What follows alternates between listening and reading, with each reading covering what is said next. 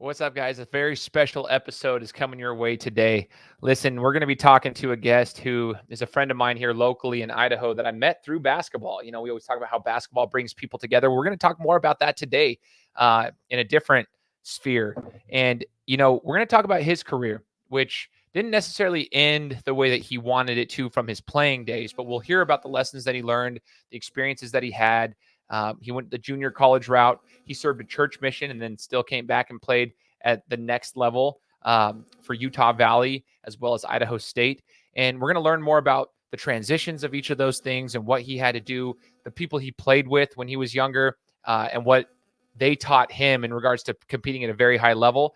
And then we're spending another portion, a very large portion of this interview, talking about Hoop.Camp, which is going to be an amazing interview because we're talking about this program that they have put together for athletes with special needs. And that's near and dear to my heart because I worked for a company where I was able to work with adults and kids who had special needs. And I worked with the Special Olympics and was able to be around the athletics world with adults and kids that had special needs. And so we're going to be learning about what they're doing to give back to that community and really help this underserved community of those with special needs. So I really hope you guys enjoy this interview. Like it's an amazing opportunity to learn.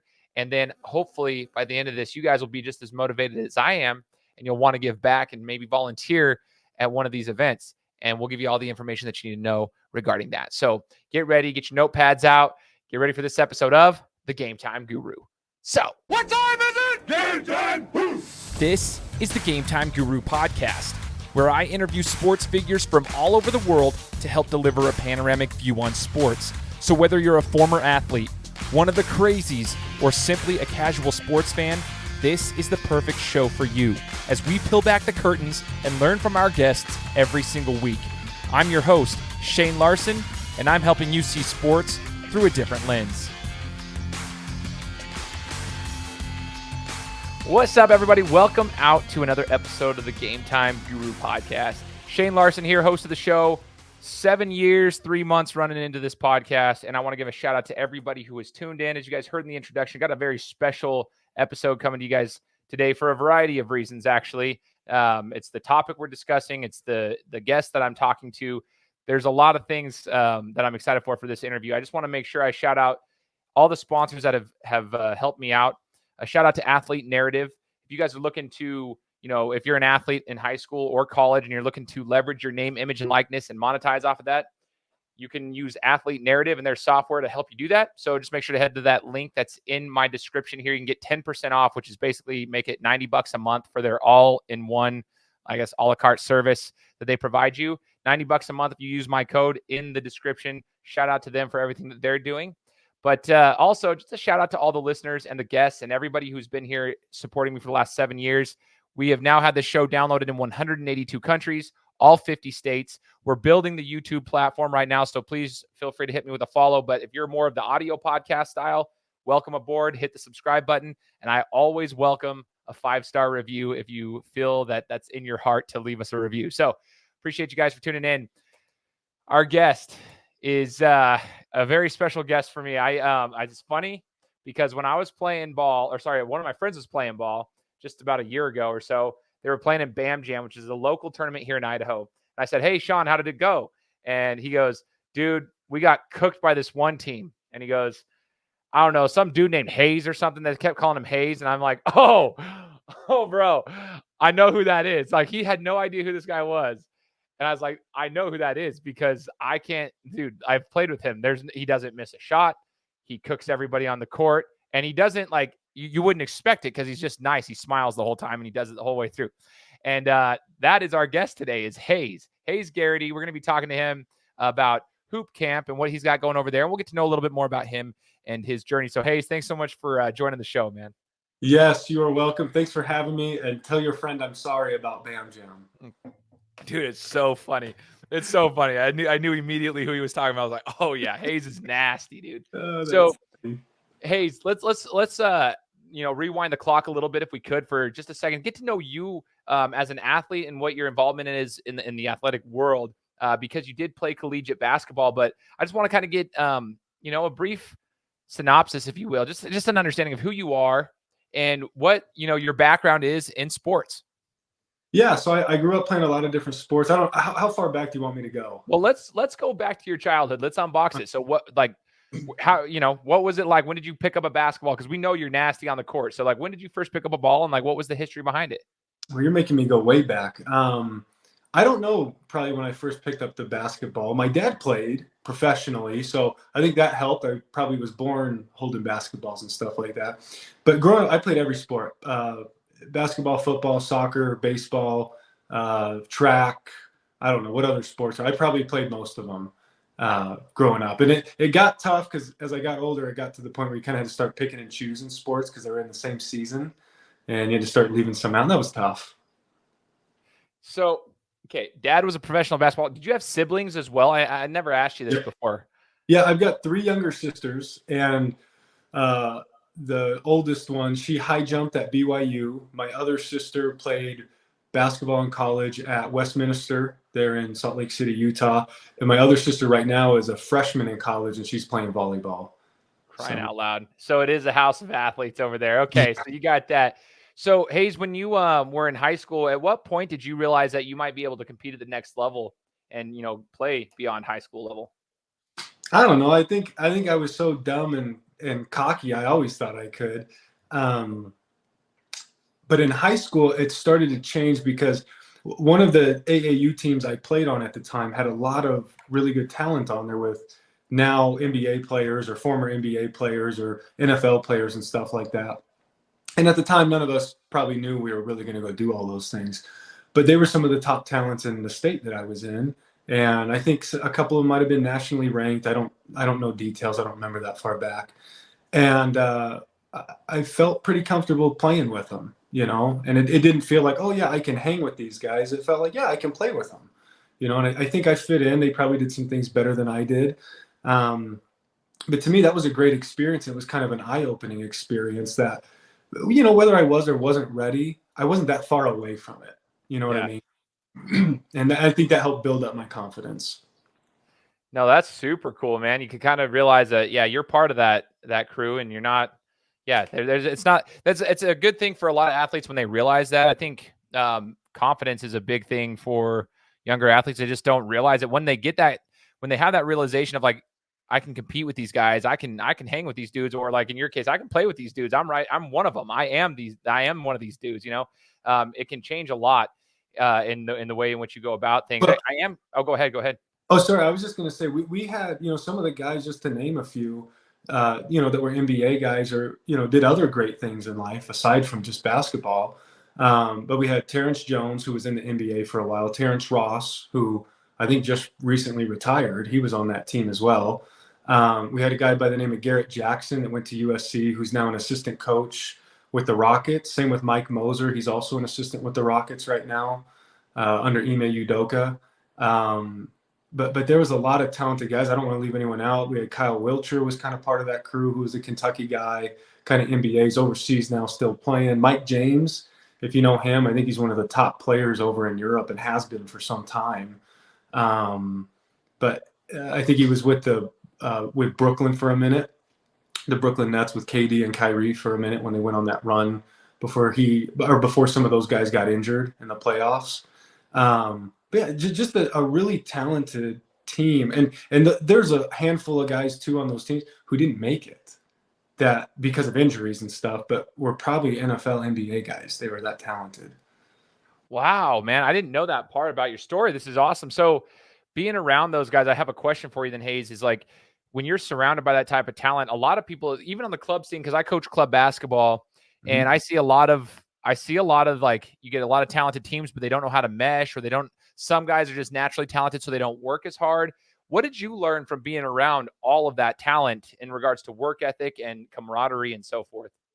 Well, we had a wide range of talents and abilities on that team. And what helped me learn a lot is we had some guys that were, I mean, they were all extremely athletic, but we had some guys that weren't very athletic or as athletic, and they scored under the rim a lot. And I was never really good at that, so that taught me how to get a lot better at that, where you don't have to be playing 100 miles an hour all the time. And that's always how I tried to play. And so I learned a lot with that. I learned a lot about maturity because we were all freshmen that year. And there were some older guys that would kick our butt every day at practice when we would scrimmage. So I learned a lot from those guys, just maturity and IQ and stuff. And I also learned as well, even though I think I'm a pretty good athlete, and I probably was a pretty good athlete, wow, I was a long ways away. Some of those guys were just really athletic, whether through God-given ability or work ethic or whatever it was. And sometimes I looked around and went, dude, I got a long way to go. I'm not there yet. And so it also kind of, I think, made me more hungry. And I was kind of the outsider, at least it felt like at times, not in a bad way, but just I didn't know all those guys. So that was my first time kind of meeting them, and they kind of all knew each other. And so that was an experience of itself, is getting acquainted with new people where they already knew each other and were extremely talented, and nobody really knew who I was, Wow. Yeah. That's stuff that people don't really think about. But like, you have to go through that. You're learning how to, get like in there with them as friends, but also learn how to play together. And you're learning a lot about yourself. Now, after you learned about those things, like, oh man, you got to get better athletically, you got to do all those things. Do you feel like that changed the way in which you prepared the next couple of years throughout the rest of your high school and everything, the rest of your playing time there before your college days? Did you feel like you kind of upped your game in the weight room or in the training sessions you did? Yeah, not so much in the weight room. That was kind of always a staple. Just kind of being a football guy, we always had weights and stuff like that. But I think a lot more on my skills, like dribbling and stuff like that. I was always a good shooter. My handle was good enough, but I would never say I had a phenomenal handle back in high school. And I had to start working on it. And I started learning, well, what are these guys doing that's making them so effective with the ball? And why is it, we had a guy by the name of Matt Hobson who played at University of Idaho. I think played overseas for a while. He would drive in the middle of everyone and dribble that ball super low, and he'd lose it and get it back. And it's like he never turned it over, but he'd lose the ball and always get it back. Well, I found he could do that because he was so low to the ground. So he was the first guy to the ball every time he lost it. And so just, little things like that you pick up from people that kind of help you. And you see them be successful, and you're like, why does this work for them? And every time I try to do it, I lose the ball and I kick it out of bounds, or you know what I mean? Stuff like that.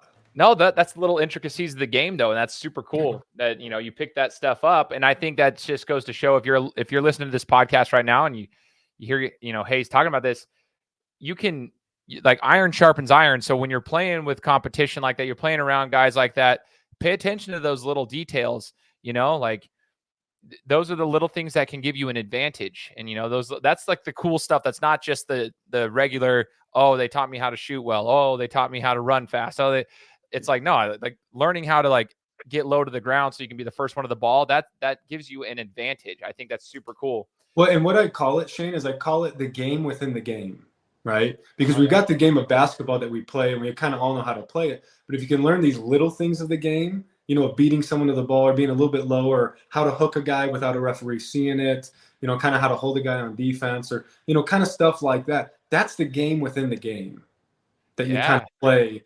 And if you can get good at that and that little hand fighting and hand checking stuff, it makes you a lot better, and it's a lot more fun when you understand those pieces of the game, Absolutely, man. Absolutely. I feel like I'm talking to like LeBron. LeBron has this podcast with JJ Redick now that he just launched, and he's talking about like the insights of the game like this. And I'm like, oh man, you got the little things, dude. That's awesome. The game within the game. I love it. Yeah. Hayes, what was where did you accept your first, like, where'd you go to college first? And what was the experience like transitioning from high school to college basketball for you as an athlete?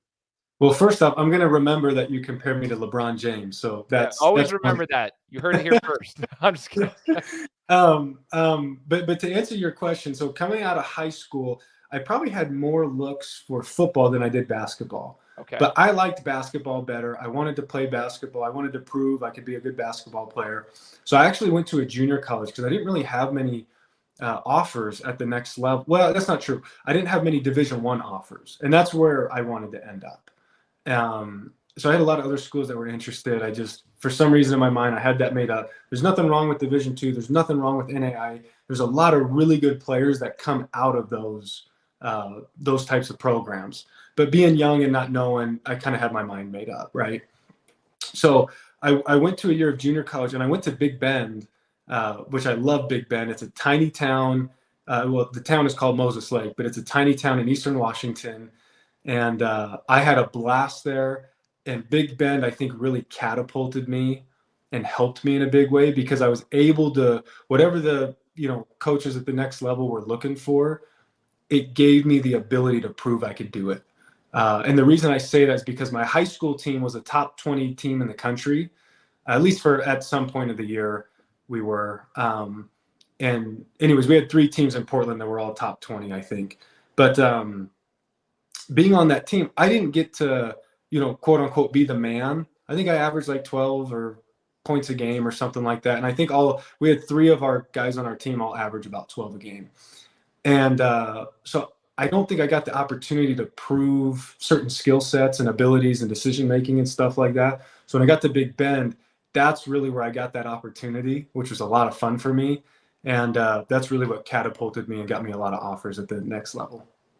So it sounds like your junior college experience was pretty good. Did you have any, like, whether it was academics or athletics, like, was there a hard transition to go from your high school ball over to a junior college, like at Big Bend? Or was it pretty smooth for you? Because some people have a hard time with the transition, especially junior colleges, because it's not like the glamour and all this stuff. But I'm just curious, like, did you have any issues with like the athletics or academics or anything like that when you first got there? I didn't. No, there wasn't a whole lot of adjustment for me. I mean, guys are a little bit bigger, they're a little bit faster, but so are you when you graduate high school.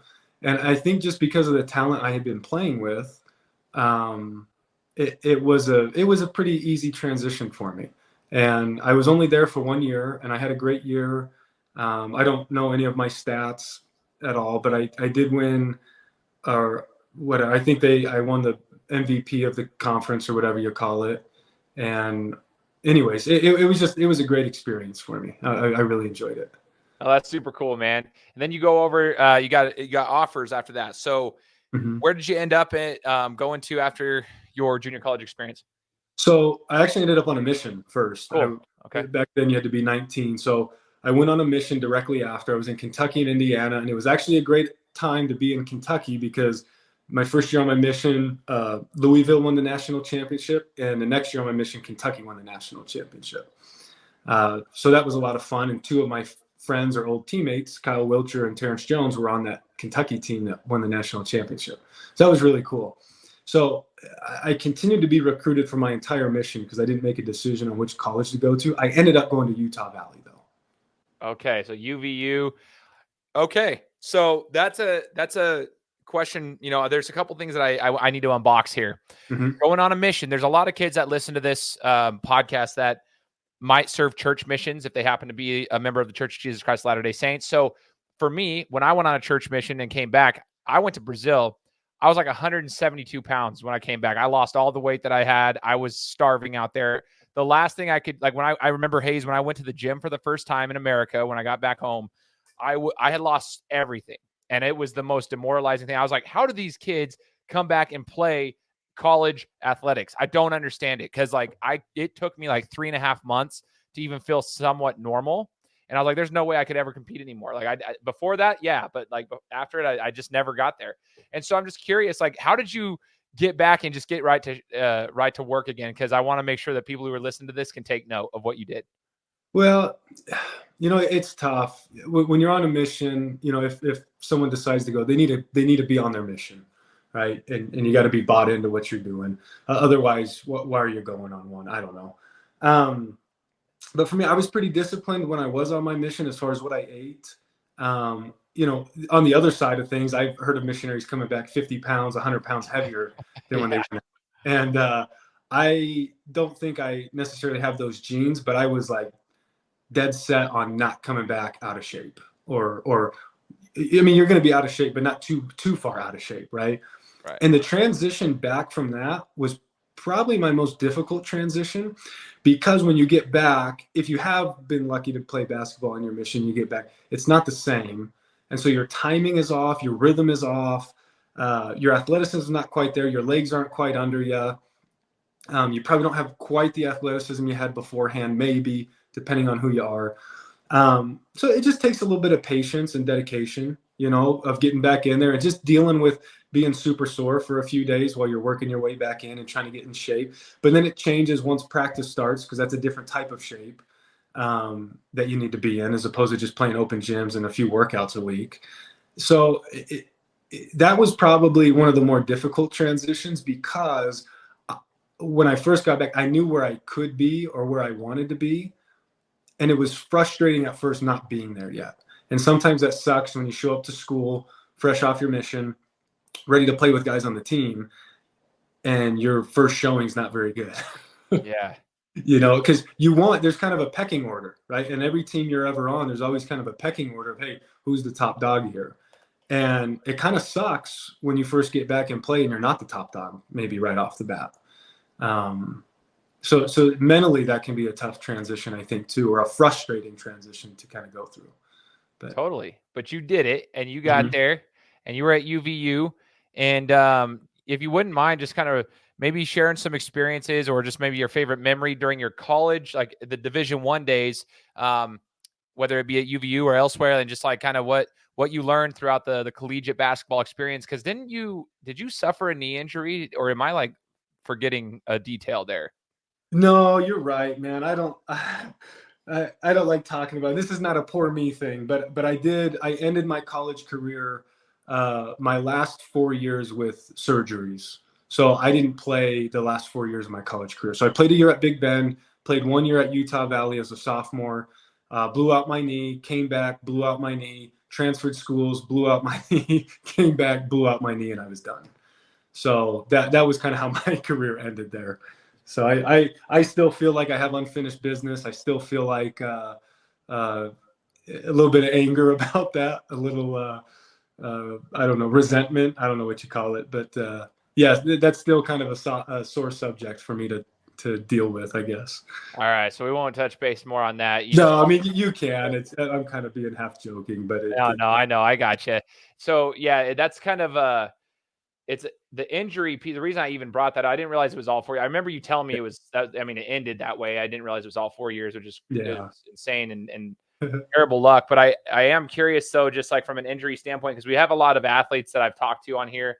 And I have a lot of young athletes that, when you go through an injury, it's a mental and physical grind to get back. And even me, man, like, see, Hayes, you never knew me before my shoulder surgery. See, like I met you probably in my 30s, but I'm a shell of what I was. And that's literally what I felt like. I was still competing really well, and I was playing in top leagues, city leagues at least, and having at least staying competitive and in great shape and all this stuff. And I could still dunk a basketball, and I was athletic. And then I blew my shoulder out, and I had shoulder surgery, and that just, for some reason, just derailed me. I play a completely different style of game. I'm slow now. There's nothing about me now that was like what I was back then. But I just remember going through my shoulder surgery, and I thought to myself, I'm like, dude, if this was a knee, like mine was a 6-month recovery time before I could do physical activity and like play basketball again. But it changed everything for me, Hayes. Like, even when I was quote unquote ready to go and I got the green light to go, the first time I played basketball again, I was scared I used to get physical with dudes and go up in the paint. And I was scared to do that because I didn't know if someone was going to swat down at the ball and try to dig. And when I go up and they dig and my shoulder gets kind of yanked, because I didn't want it to tear again, which it ended up doing 2 years later after that. And so I was just a different player. And so mentally it was a grind. So I'm just curious, obviously your experience wasn't a positive one with the injuries, but like coming back from an injury, do you have any advice for athletes that are going through that, especially young athletes that might not have experienced it before? Like, man, like, is this ever going to end? Like, am I ever going to be able to get back on the court? That kind of thing. Yeah, it's tough because I believe time can heal all wounds. And in the sports world, that's something you don't have a lot of. You look at when I'm in college or even high school, your clock is ticking, and you only got 4 years in high school. You're lucky to get 6 years in college, which is what I was able to get. But 4 of those years, I was just rehabbing and trying to get healthy. And so it is a little bit tricky on how do you handle that? And I think mentally, we all deal with things differently. I think mentally I dealt with it well, but I will say it did make me probably more irritable as far as on the court. I used to be a little bit meaner. I know you said in the Bam Jam I was doing it all with a smile on my face, which is true. But I was a little bit more ornery, and I think part of that was frustration from dealing with the injury. And so you've got to learn to not take it out on other people, which I was probably guilty of at times. And we've all got our own path. And if you're interested in good knee health or good joint health, I would strongly recommend Knees Over Toes. If you don't know who he is, look him up on Instagram. I don't know him personally, but I've seen his stuff, and it just makes sense. And I do Knees Over Toes now. And you've seen me play now. You can't really tell I've had knee surgeries. Maybe if you saw me play before, you might be able to tell. But the main difference is I don't try to dunk as much anymore. I don't care as much about dunking. It's not as cool, because that seems to be when I get hurt the most, is when I'm trying to do that. No, dude, that's crazy. I will tell everyone right now, if you have never, which most of you probably have not, ever played against Hayes, if you're listening to this, wherever you're at in the world, but man, I would never have known. I seriously, until you told me that, I would never have known, because, dude, I don't even know how to guard you. Pull-up jumpers, it's money every time. Spot-up jumpers, if you're just on wide open, it's a money shot every time. Pump fake, you dribble, you're too fast with the dribble. Boom, first step, bang. You're cut so quick, you stop on a dime. I don't know what to do. I'm too slow to guard you anyway, but there's nothing that we can do to stop your game. And that's why I would never have known. So what's cool to me is even now, Hayes, after having gone through that later in your life, you're still hooping, you're having a good time, you compete and you stay in shape, and you're able to do that.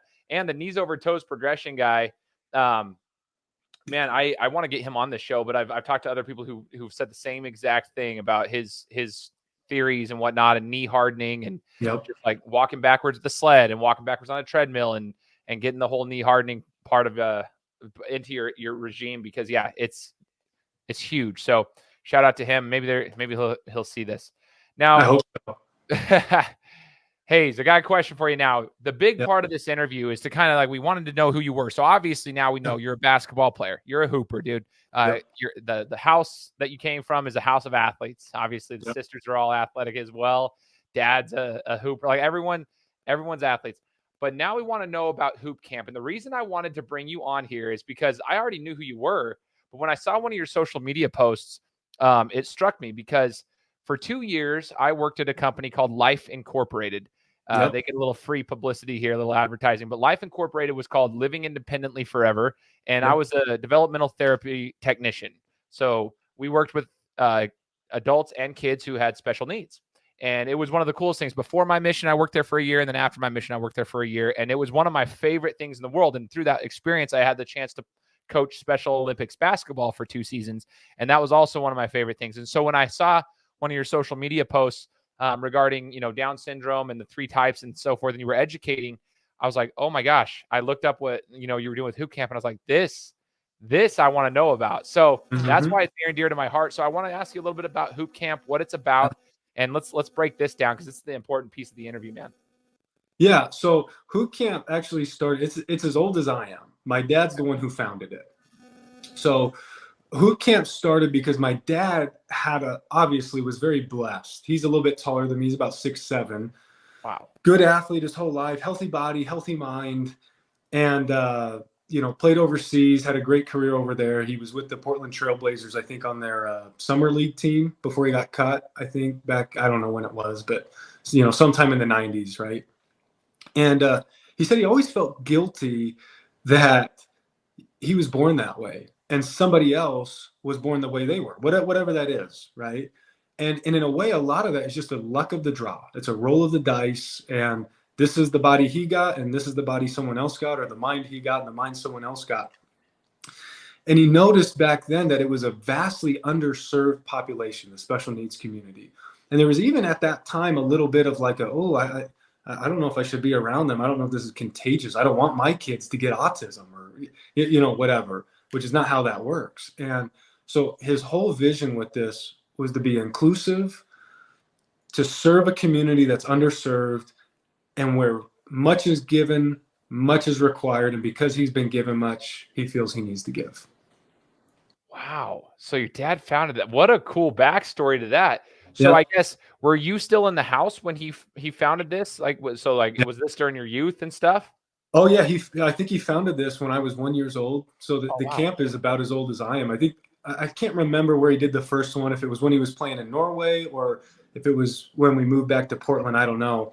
But that was the first one he did. And we've been doing it every year since. And we started off just in Portland, Oregon, actually, where we were doing it every year. And in Portland, we actually do a 3-day camp from like 9 to 1 or something like that.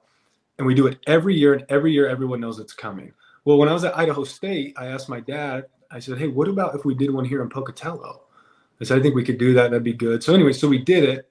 And since that time, my dad decided we're going to start doing this all over the country. And we started doing it. We started partnering with college programs. And, we just did one with Eric Spoelstra, the coach of the Miami Heat. We've done University of Miami. We've done one in New York. We do them in Mexico. And we're going to continue doing them everywhere we can. We'll probably try to do one here with Boise State this year would be the plan.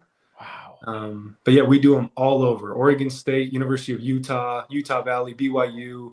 We're working a football one with University of Oregon right now. Grand Canyon University, who just shout out to them in the NCAA tournament. But anyways, yeah. So sorry, I'm rambling now.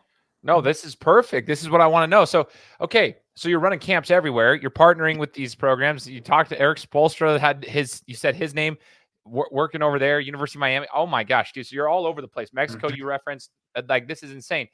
Okay. So the camp is a 3-day camp, but what is involved there? That's what you said. You'll run the camps, but like, what's involved during this time, and what are the athletes getting out of this?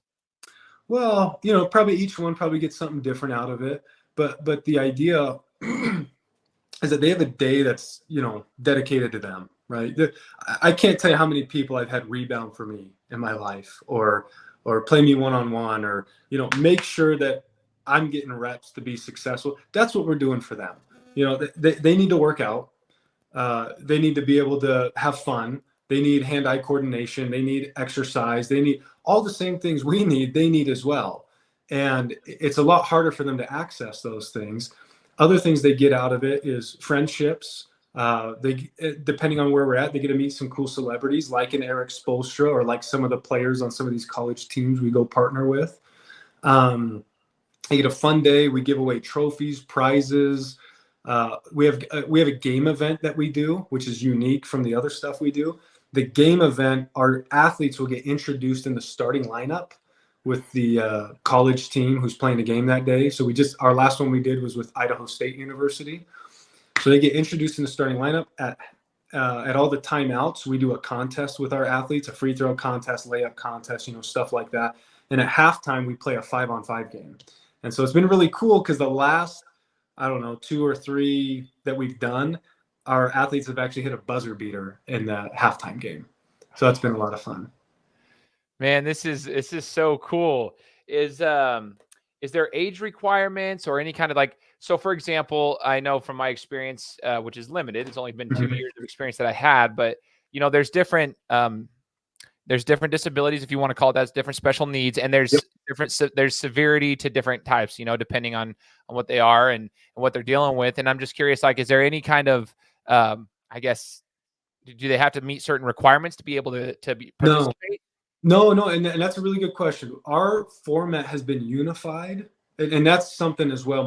We've kind of pioneered, I should say my dad, not necessarily me because I was a baby, but my dad kind of pioneered the concept of unified sports, meaning at our camps, we've got kids up to 12 years old that participate who don't have special needs or disabilities, and they help facilitate and pass the ball around. And then we've got athletes from ages 6 all the way up. The reason 6 is because it's kind of hard to get the ball up to the hoop if they're any younger, and it becomes kind of more babysitting at that point. But ages 6 and up, I think our oldest camper has been 75 years old. We've had people who are blind that have paralysis or partial paralysis, autism, Down syndrome, fetal alcohol syndrome, cerebral palsy. I'm sure I'm leaving lots more out, but we serve a very wide range of athletes, and we adapt everything to their ability and how they can be successful. So sometimes we have people in wheelchairs that can't quite get it up to the basket. Well, we'll make an arm hoop for them, or, so it's just about getting creative to give them an opportunity to experience success the way that they can. Man, this is so cool. All Yeah. right. So is it just you and your dad running these things? What if there's do you have people in each city that are helping you run the camps, or do you have to go to each one of those every day and No, travel? I wish I could. I don't have the time. So one of the unique things about us is we're all volunteers. Okay. So my dad, myself, anybody else who's involved with us, none of us are paid to do this. We just donate our time to go do these things. But we've got a team of people. We've got a board of directors. Two of them live in Utah. My dad and another live in Portland. And then I'm obviously in Boise. And then we've got another one over in Pocatello that's on our board of directors. And we kind of tag team stuff and go to the ones we can go to. And then in all of the local cities, we have parents or volunteers who are just passionate about this, that love helping, and they get involved and help get the word out and show up and bring more volunteers and stuff like that. So it kind of becomes a team event because truly, I don't think it's something that we could do on our own without support of, local communities and those who are involved in the special needs community, kind of like you were with life. We need people like you to get on board and join us and help us. So if there is somebody there that's hearing this and they're like, hey, I want to help out if they come to my city or they're nearby, even if they don't have a child with special needs or anything, but maybe they just want to volunteer and help, how do they get a hold of you guys, Hayes? Great way to get a hold of us. You can go on our website. It's www.hoop.camp, no .com, just .camp. Our contact information is on there. You can find me on Instagram. You can find me on Facebook. I don't know what else I'm on, TikTok, I don't know. But pretty much all the social media platforms, you can find us there. We're available, email, phone call, text message, any way you want. So you guys have all the things, which is smart, right? You got all the stuff. So what I'm going to do is I'm going to put the description here, put the link here in the description of the podcast. So if you're listening to this and you're like me and you want to help out in any way, shape, or form, you guys can contact Hayes and his team and see if you guys can be part of it as well. Okay, you mentioned all this stuff. I'm curious from your perspective, Hayes, being around this pretty much your whole life. You've been around it since your dad had found it when you were younger, and you've been around it. What would you say is the biggest lesson that you've learned from being around adults and kids with special needs? I'm curious to see what you say on that one because I have a plethora of things that I could say too. I think it's such a cool opportunity, and I just want to know what you've learned. I've learned a lot of things. I'm trying to think of something particular that would be best. Can I give you a couple? Would that be all right? Yeah, sure, man. Let's hear it. So one of the things I've learned from those with special needs is to have a good attitude. And I know that can be used a lot, but a lot of those athletes probably couldn't have more going against them in many ways, right? I mean, sure, there's probably a lot of good things too, but they have every reason to complain. They have every reason to be angry. We talk about injuries, right? And go back to me. And I know I don't like, opening that old wound, but I've got nothing to complain about. And I think that's a good reminder of being involved in something like this and volunteering your time and helping others. Quit complaining. Do you know what I mean? There's so many people in life that would kill to have what I have. And we need to be grateful in our circumstance, regardless of our circumstance. And that's a challenge on its own, is learning to be grateful when you don't feel very grateful. And we can all think of times in our lives where we were feeling pretty down or we were at our rock bottom or whatever it is. There's still a lot to be grateful for. So that's one of the things I've learned from Hoop Camp and being around these athletes is to have a positive attitude and maybe not take life so serious all the time. I'd say probably another thing I've learned from working with this community is that it is vastly underserved. And these are people who need help and they deserve help and service. And what they really need above all else is a friend. And we see a lot of people, and I love these videos just like everybody does, but we see a lot of people where, someone wins homecoming king or they hit some game-winning shot in a high school game and everyone celebrates them. They need a friend to be around every day or every week. And too many of us sometimes, I think, want to be a cheerleader on the sideline. And although that's good and lovely, that's not what they need. They need a friend. So I would say those are two of the things I've learned. That is so good to hear, man. And that's deep. I love that. And it's important for us to remember, this is a real conversation. I'll be real with you. I think people, you kind of alluded to it earlier, like I still think there's a mentality that some people who are just not familiar or they're not comfortable with being around those that may have special needs. They almost think of it as, you mentioned, like people used to think it was contagious and stuff like Yeah. that, but people like just get uncomfortable with it. I I don't know why. Well, I do know why, because when I was 18, it was a little different for me. But then I was like, they literally were like my friends, man. They were like the coolest Yeah. individuals I've ever met. Still to this day, like some of them, I know one of them, and he goes to the same church I go to down the street. He'll come to church, and I'll see him in the foyer, and I'm like, hey, like, and he remembers me from 10 years ago. That's what he wanted, was a friend. It's exactly what you said. Like they're normal people. And I know that sounds crazy to even have to say out Right. loud. Some people might actually feel differently of that because they don't realize it. But these are normal people, and like you said, we can't neglect it. And I want to ask you a real question though, Hayes, as well. Like, from being in this, is there anything like that you've noticed from the outside world looking in that you would like to address? Anything that there might be some misunderstandings, or you know things that people just don't know yet? I could call it a little bit of ignorance. They just might not know yet. They might not have been taught this, and so you might notice it from the outside world looking in, that you could share with us. More about like the special needs community. Yes. Yeah, I think like meaning what? Sorry, let me clarify. So, meaning what I've seen other people's attitudes towards it are. Is that kind of Correct. what you're? Yeah. Sorry, you understood it correctly. I said it wrong, probably. No, So that's okay. I just want to make sure I understood before I gave some wrong answer, and you're like, dude, I don't know if Hayes knows what he's talking about. um, here's what I would say is, and my dad says this a lot, and I would agree with it. We have a lot of what we call someday friends. What I mean by that is, oh yeah, one of these days, dude, I'm gonna come help you. Oh yeah, hey, one of these days we're gonna come. Oh yeah, hey, one of these days, and they're someday friends. And we tease those types of people a lot. I'm like, dude, just come to the event, and I'll probably post a video here this next week about this on my channels or my pages or whatever you want to call it. 90% of people want to volunteer, but only 25% actually end up doing something about it.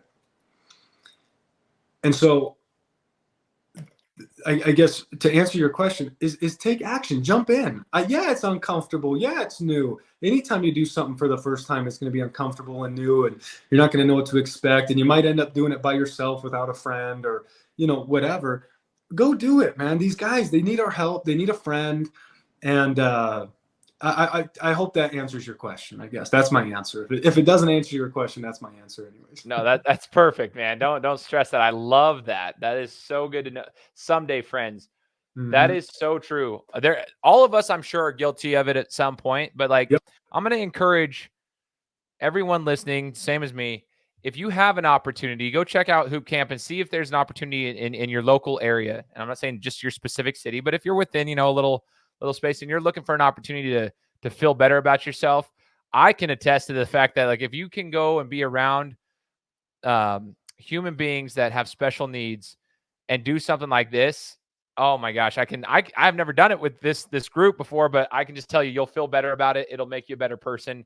I'm going to encourage you to do that. And I want to be part of it too. This is what it's like. I'll talk to you outside of this podcast too, and see if there's anything I can do to help. But you're right. The people they want to volunteer. Everyone talks about it, and then no one actually does it. Yep. I'm so excited that you do this. Hayes, when I was coaching Special Olympics basketball, one of the things that I took from that was, it wasn't about the game. It was, these kids were so excited. Like, they weren't just kids. They were like everyone, but they were so excited of all ages. They were so happy. Like, they were competing and they were smiling the entire time. And I just remember, like, they didn't care, like, if the shot went in. Some did, but like, Yep. they're out there just having a good time and playing. And that's where I've always said sports bring people together. And that's what I truly believe you guys are doing here. Like, you're bringing people together, man. And you're, what a mission that I believe God wanted, and you guys have like fulfilled on that purpose. I think it's so cool. So, and to your point, I was just sorry, to your point, you say sports brings us together. We do camps in Mexico. I don't know very much Spanish. We have one of the members of our board is fluent in Spanish, and he's amazing down there. And he's awesome. Everybody there loves him. He's perfect person we could have to help there. And we're glad to have him as part of our team. But I don't speak Spanish very well, but I fly however many miles it is from Boise down to Mexico, and people come because of a stupid ball to throw it in a hoop and to pass it around. And I can connect with people, even though we can't speak the same language, because of basketball and because of sports, I should say. And you're right. Sports has the ability to bring people together, whether you have things in common or not, whether you're the same height, whether you're short, regardless of our circumstances, sports has the ability to bring people together. Man, I love it. I love it, brother. If you guys ever go down to Brazil, just let me know. If you need someone to be a translator. I'm just kidding. We've been working on one in South America, but it's not Brazil. I'd be all about Brazil, but okay. Now, if you can help us get there, let's go down to Brazil, man. I'll go. Hey, let's. You know what though? Don't give me a test here, because I'll take it to the bank, dude. We're ready, man. We're ready to go. We've already booked our tickets, man. We're just waiting on you. Oh, that's what it was. Okay, see, that's what my bad. I'll get there. Hayes, as I wrap this up, I just want to ask, first, I just want to remind everybody, check out the website, www.Hoop.Camp. Go check the social media pages. All of this is in the description of the podcast. If you guys have questions for Hayes and maybe you're scared to reach out to him, hit me up. I'll reach out to him.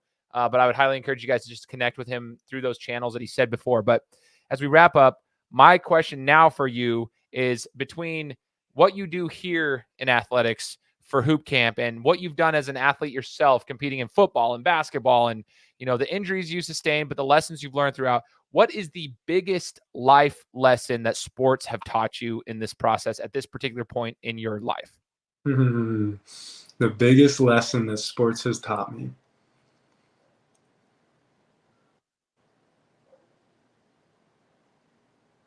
I'd probably say I could go a couple of different ways with that, but I think the route I'm going to go with it is probably discipline, because motivation comes and goes.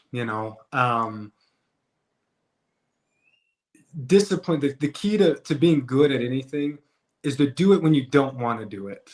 And Mike Tyson, I quote Mike Tyson all the time. And one of his quotes about discipline is doing the things I hate to do, but doing it like I love it.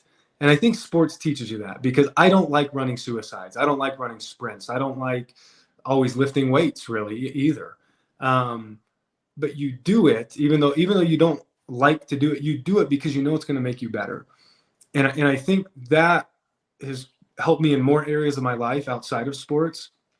Is if I want to be successful in business, or successful as a husband or a dad or a friend, or I don't know, whatever other title you can think of for yourself, discipline has to be there, or it's going to be really hard to be successful when you're going to have these roller coaster marriages, or these roller coaster relationship with your kids, or a roller coaster relationship in your business, or success in your business, or whatever. And discipline carries you through the times when you don't want to do it. And I think sports taught me that. I think that's what I learned. I love it, dude. I love it. That's the stuff I just want people to just take note right there. Rewind and listen to them again. If, the reason I started the show 7 years ago, it's funny because my sister grew up, she loves supporting me, but she hates sports. She hated athletics. And she was like many people that I knew, Hayes, and they were like, oh, they're just a bunch of dumb jocks. Yeah. And I'm like, no, dude, I've learned a lot. Like, there's a lot that I've learned. Discipline's one of them. Consistency, effort, doing things when people aren't watching, like doing the things in the off season when your coach isn't watching you. All those little things have translated into my life. Like when it came to work and like all the things you literally just said. That's the reason I did this show, because I wanted to highlight sports figures like yourself and let them share their story so that people could see that we're not just a bunch of dumb jocks. There's a lot of things that sports can teach you in a good way. That was gold. And I appreciate it. Oh my gosh, that was awesome. So Good. with that being said, everyone, I just want to say, thank you, Hayes, for joining us, man, and sharing the story of your career as well as what we're doing with Hoop.Camp.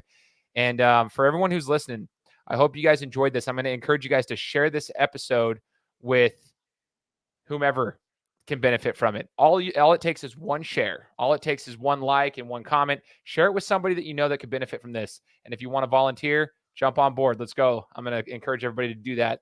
And like always, hit the subscribe button, follow us, because we'll be coming to you next week with another interview. Take care.